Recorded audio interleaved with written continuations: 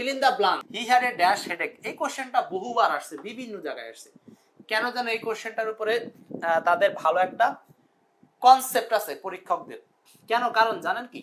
কারণ আমরা এই হেডেক শব্দটাকে যদিও জানি মাথা ব্যথা, কিন্তু এই হেডেক শব্দটাকে অনেক সময় আমরা ভিন্ন ভিন্ন অ্যাডজেক্টিভ ইউজ করি এই মাথা ব্যথার সামনে। যেমন বন্ধু আমার সিরিয়াস মাথা ব্যথা করতেছে, হ্যাঁ আমার খুব তীক্ষ্ণ মাথা ব্যথা করতেছে, আমার স্ট্রং শক্তিশালী মাথা ব্যথা করতেছে।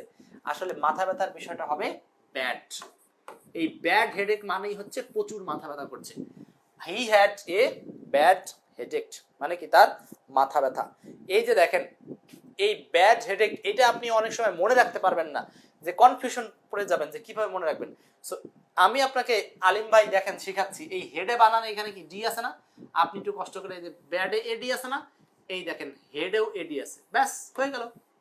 আপনার কি আর জীবনে ভোলার সম্ভাবনা আছে? আর ভোলার সম্ভাবনা নাই, ভোলার কোনো সম্ভাবনা নেই। এই জন্যই বলি যে পড়ার সময় বিশেষ বিশেষ ছোট ছোট টেকনিক্স গুলো আপনাকে খুব হেল্প করবে। তাহলে হেডেক, এই যে ব্যাডে বি এডি এডি, ঠিক একইভাবে হেড ব্যাড এডি এডি আছে, সো এটা হবে অ্যান্সার, ব্যাস।